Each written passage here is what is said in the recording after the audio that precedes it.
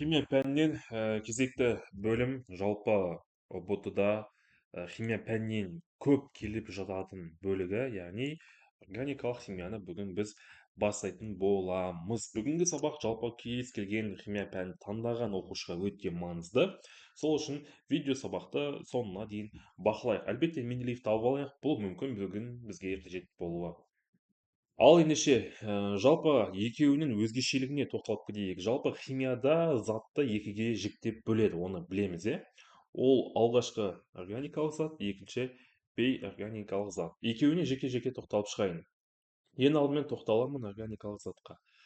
Ода негізгі элемент, яғни көміртек пен сутек элементі болады. Яғни кез келген органикалық затта көміртек және сутек екеуі болады, как минимум.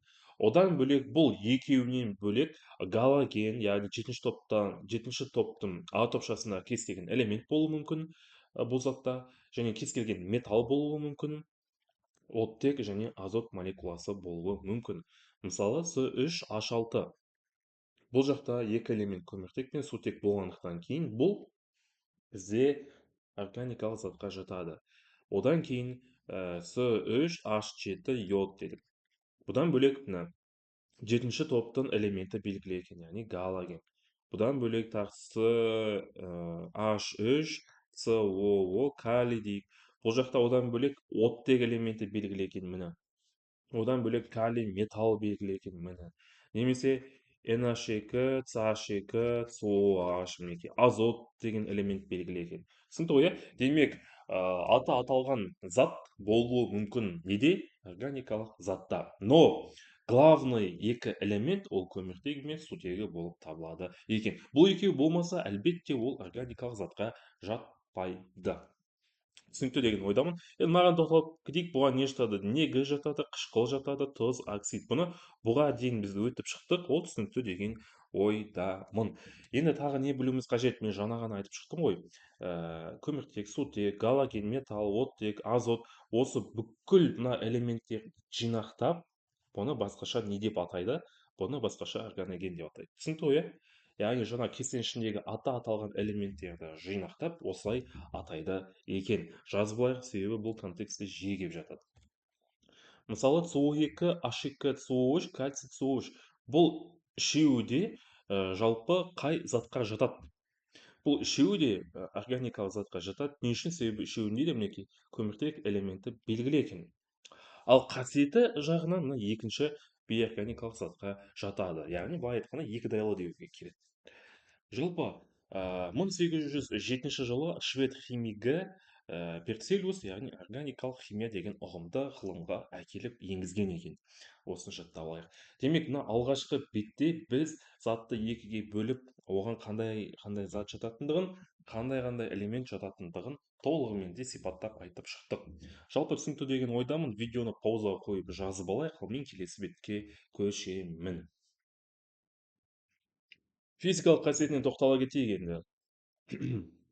Ең алдымен біз органикалық заттың физикалық қасиетіне тоқталайық. Оның байланысы полюссіз немесе ковалентті әлсіз полюсті болады екен. Кез келген элементінде мен бағана ғана айтып кеттім ғой, көміртек элементі болады екен, как минимум. Одан кейін үшінші химиялық қасиеті бей деген сөз ол тоқты өткізбейді дейді. Яғни органикалық зат тоқты өткізбейді екен. Балқу шамасы төмен болады екен. Ауада тотығып, кез келген өкілі жанатын қасиетке ие, яғни жанғыш деп атаймыз. 6. Сумен мүлде қосылмайды, немесе аз мөлшерде ғана қосылады екен. Бұл 6 физикалық қасиеті. Ал енді екінші зат бейорганикалық заттың физикалық қасиетіне тоқталып шығайық. Ол иондық немесе коваленттік полюсті байланыспен байланысқан. Кез келгенде мына элемент болады деген қатып қалған қағида жоқ. Тоқты жеңіл өткізеді, яғни тоқты өткізеді. Балқу шамасы үлкен. Ауада тотықпайды, жанғыш емес, және сумен тікелей қосыла алады. Яғни бұл бетте біз екі заттың екі бөлек физикалық қасиетіне тоқталып жіті айтып шықтық.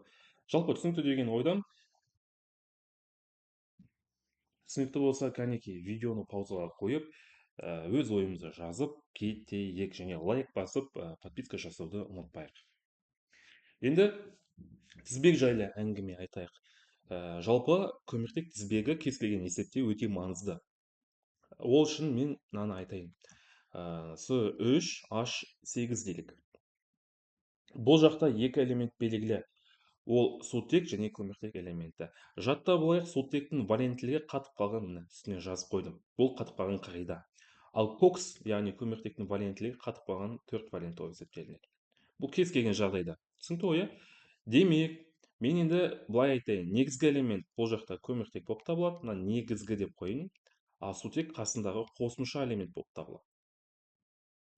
Енді негізгі элементтің саны қанша? Үшеу ғой. Бұл үшеуін мен таяқшаның көмегімен былай жалғап шығамын. Яғни таяқшаның көмегімен бүйтіп сызып шығамын.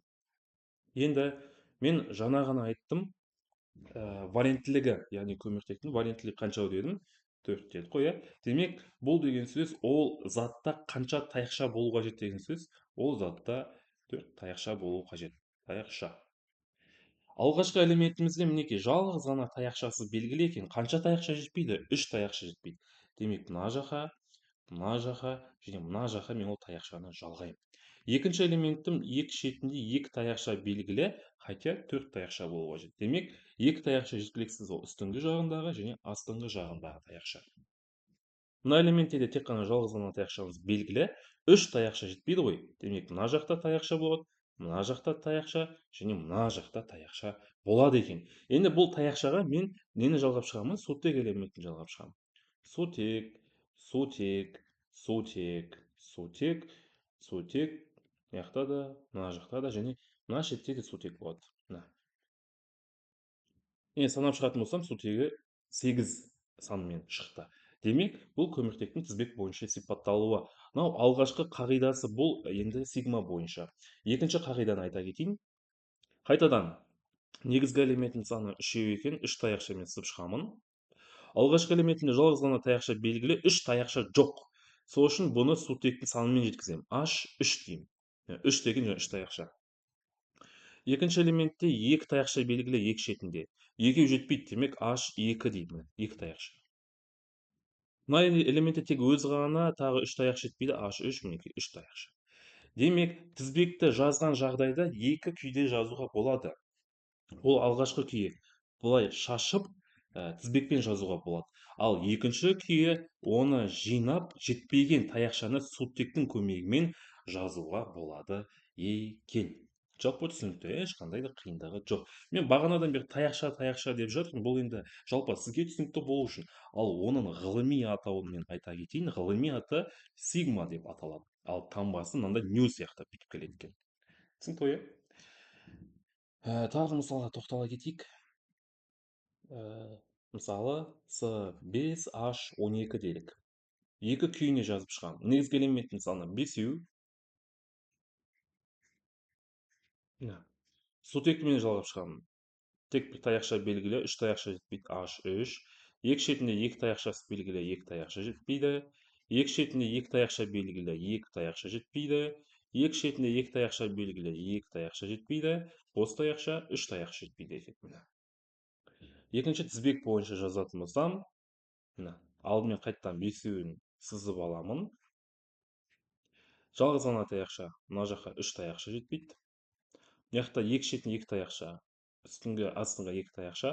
Мына жақта да дәл сондай, мына жақта да дәл сондай, мына жақта да енді бұл жақта 3 таяқша бұл. Және сутегін жалғап шығады. Сутек. Жалпы қиындық туғызып отқан жоқ деген үміттемін, иә, мен сізбен тікелей байланыса алмағандықтан кейін осы екі мысалмен тоқтатсам ба деп шешіп отырмын қазір. Екі мысал жеткілікті ғой. Жалпы тізбек деген осындай. Екіге бөлінеді, шашылған тізбек, жинақталған тізбек. Бұны түсінбей қалсаңыз енді жекемен жазсаңыз болады, немесе алдағы уақытта әлі талай бұған мысал жазатын боламыз. Енді келесі бетке көшейік. Бұл жақта қаңқа жайлы айтылған екен, яғни көміртектің қаңқасы. Үшке бөлінеді. Түзу қаңқа деп бөлінеді, екінші тармақталған қаңқа және үшінші тұйықталған қаңқа. Алдымен С5H12-ге тоқталып шығайық. Бұл түзу бойынша. Негізгі элементті дәл жаңағыдай мен жазып шығайын. Яғни 5-еу екен негізгі элемент. міне бесеуін жазып шықтым. Сутегін қойып шығайық. Мына жақта 3 сутек болады, мына жақта 2 сутек, мына жақта 2, мына жақта 2, мына жақта 3 сутек болады. Түзу тізбек деген байқасақ, атына заты сай түзу жазықтықтың бойына жатады. Түп түзу ол. Түсінікті ғой, иә? Түзу жазықтықтың бойына жатады. Бұл кетті. Екінші тізбекке тоқталып шығайық. Екінші тізбек тармақталған дейді. Енді бұл жақта са 6 деп қойыпты. Мен бұны қызыл түспен бесеу деп жазып шығайын. Бесеу. Енді бұның өзгешелігі мынау алғашқы және соңғы немесе екі шеткі деп атайды. Екі шеткі элементке ештеңе жалғанбайды. Қалған элементтерге жалғауға болады. Мысалы, мына жақта мен С3 деп жалғаймын. Сутегін қойып шығайық сонда. H3, мына жақта сутектің өзі, мына жақта 2, H2, H3. Міне. Жинақтағанда С6, сутектің саны 14 болып шығады. Енді бұл қандай тізбек дейтін болсақ, тармақталған деген жаңа түзу сияқты. Тек бұның өзгешелігі неде, кім не байқады? Бұның өзгешелігі бастапқы және соңғы элементке ештеңе жалғанбайды. Қалған элементтің үстіңгі астыңғы жағына мынандай бір белгілі жалғауы жалғанады. Яғни дәл сол түзу тізбек тек қана жалғауы болады ғой тармақталған тізбекте. Жалпы түсінікті, иә, ешқандай қиындық жоқ. Тұйықталған тізбек. Енді мен бұны жасылмен жазайын шатасқанбас үшін. С3H6 пішіні болады дейді. С3H6. Тұйықталғанда негізгі элементтің саны 3 ғой, сол үшін оны былай жазамыз. Кез келген элементте міне екі шетінде екі таяқшадан белгілі, демек екі сутектен жалғап шығамын. H2, H2, H2. Жинақтағанда міне С3H6 деп жазылады екен, және бұның пішіні, өзіне тән пішіні белгілі, ол тақтада байқағанымыздай 3 бұрышты болады. Екінші тұйықталған қалай білеміз? Негізгі элемент қанша болса, сутектің саны одан 2 есе көп болады. Яғни 6. Түсінікті ғой, иә? Қайттан шолып айтып шығайын. Түзу деген не болды? Түзу деген кәдімгі түзу жазықтықтың бойына жатады. Екінші тармақталған деген ол түзу тек қана жалғауға болады. Тұйықталған деген белгілі пішінге ие. Демек, бұл бізде қаңқа. Қаңқа 3-ке бөлінеді екен. Жалпы түсінікті деген ойдамын. Өз ойыңызды жаза кетейік. Енді байланысы, көміртектің байланысы бізде 2-ке бөлінеді. Қос деп бөлінеді. Қостың өзі 2-ке бөлінеді. 2 және 3 деп. Мынау 2 деген кәдімгі 2 таяқша ғой.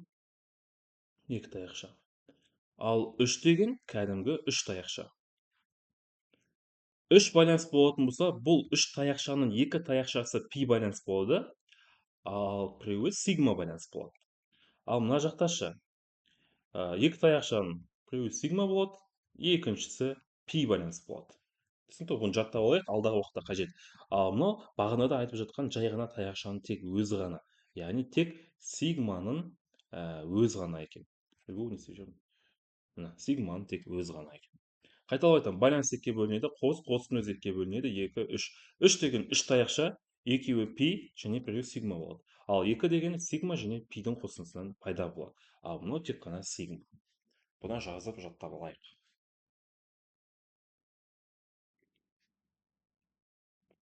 Келесі 2-ке бөлінеді. Ациклды және циклды деп. Ациклдының атауын жазып шығайын мене. Бұны басқаша алифатты деп атайды. Алифатты. Бұл оның екінші атауы ғой. Немесе, бұл екінші аты ғана белгілі.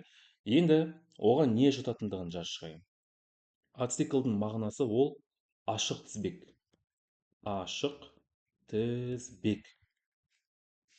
Ал циклды ол бізде тұйық тізбек.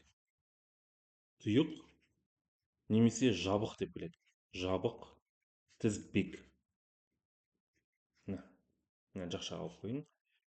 Енді бұл қалай? Тоқтала кетейік. Қайталап айтамын. Ациклды деген ашық тізбек дедік қой.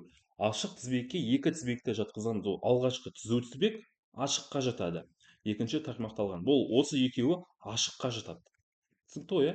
Демек, ациклдыға түзу тізбекпен байланысқан, және екінші қандай байланысқан дедік? Тармақталған. Осы екі тізбекпен байланысқан зат ациклдыға жатады екен. Ал циклдыға бағанағы айтып кеткен үшінші тұйықталған дедік қой. Тұйықталған байланыспен байланысқан зат циклды затқа жатады екен. Яғни мынада тұйықталған. Жеткізе алдым деген ойдамын. Қайталап айтамын, ациклдың екінші аты алифатты, ол ашық тізбек. Циклдың тізбегі тұйық немесе жабық тізбек. Алифат, яғни ациклдыға түзу және тармақталған тізбекпен байланысқан кез келген зат жатады. Ал циклдыға тұйықталған тізбекпен байланысқан кез келген зат жатады екен. Ациклдың өзі екіге бөлінеді. Ол қаныққан және қанықпаған. Қаныққанға жатады алкан, екінші циклоалкан жатады. Циклоалкан жатады екен. Ал қанықпағанға жатады алкен, алкин және үшінші алкадин. Мынау үшеуі қанықпағанға жатады. Бұны жазып жаттап алайық. Циклдың өзі екіге бөлінеді екен. Карбоциклді, циклды. Ол элементте тек қана яғни ол затта тек қана екі элемент болса, көміртек пен сутек. Демек, бұл неге жатады деген сөз? Демек, бұл карбоциклға жатады. Мысалы, С3H6, С5H10 деген сияқты. Ал екінші, бұл екі элементтен бөлек тағы да басқа да бөтен элемент болатын болса, көміртек пен сутектен бөтен элемент болса, онда ол неге жатады? Гетероциклға жатады. Мысалы, тағы CH5 OH деуге болады. Оттек бұяқта бөтен элемент. Түсінікті? Жалпы мына тақтада ол қаншаға бөлінетіндігін және бөлінген заттың өзі қанша тізбекке жіктелетіндігін айтып шықтым. Мұқият тыңдаған оқушы түсінді, мұқият тыңдамаған оқушы түсінбеді. Мен келесі бетке көшейін.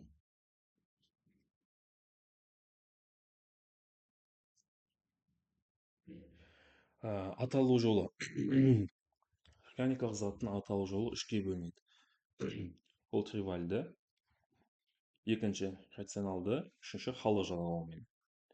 Алғашқы аталуы бұл ол заттың ежелгі аталу жолы. Бұны басқаша көне атау деп атайды. Көне. Мысалы, баяғыда ағашты тескенде ағаштан су ағады. Сөйтіп ол ағаштағы суды алып ішеді.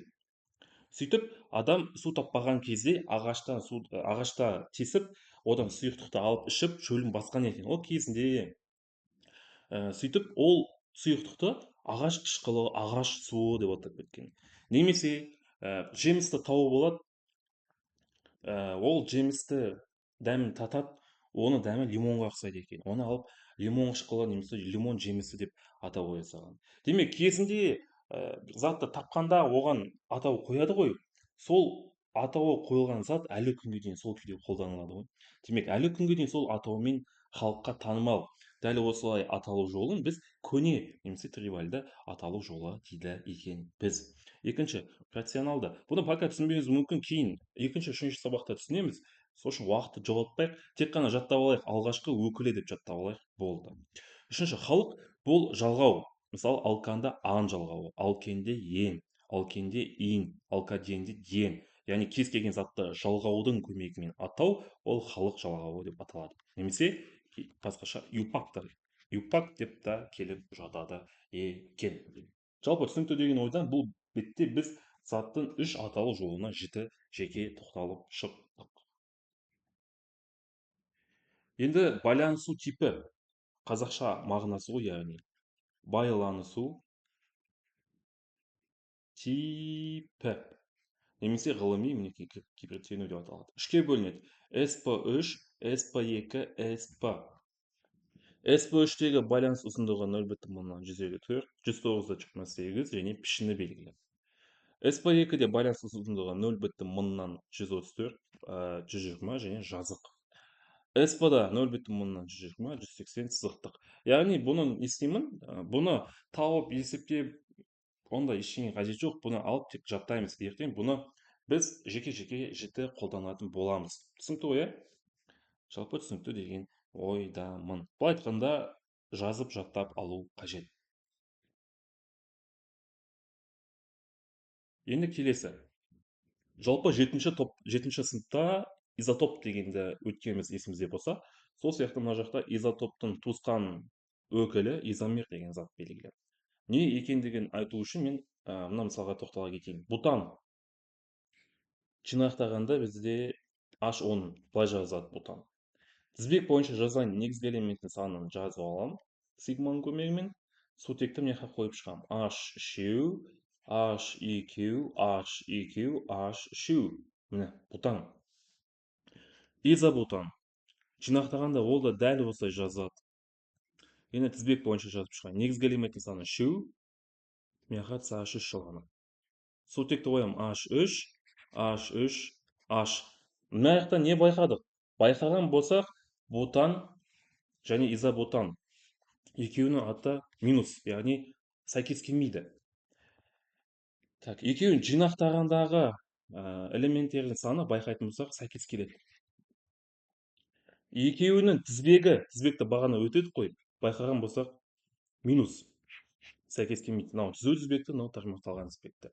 Демек, осы затты біз изомер деп атайды екенбіз. Яғни, ол заттың аты ұқсас болмауы мүмкін, тізбегі мүлде басқаша болуы мүмкін. Главный, ең бастысы несі ұқсас болады екен? Жинақталған жалпы формуласы. Жалпы формуласы тең болатын болса, онда ол зат изомер болып табылады екен. Мысал бойынша мына бутан мен изобутанды алдық. Жалпы түсінікті деген ойдамын. Келесі. Анықтама мінекей мына жақта жазып қойдық кітап бойынша, өзіңізге жазып жаттап алыңыз. Екіге бөлінеді. Кеңістік деп. Кеңістіктің өзі екіге бөлінеді. Ол геометриялық және оптикалық деп бөлінеді екен. Және мына жақта бізде осылай бөлінеді. Бұл көміртек қаңқасы бойынша класс және функционалдық топ бойынша деп жіктеледі екен. Демек, изомердің өзі екіге бөлінеді.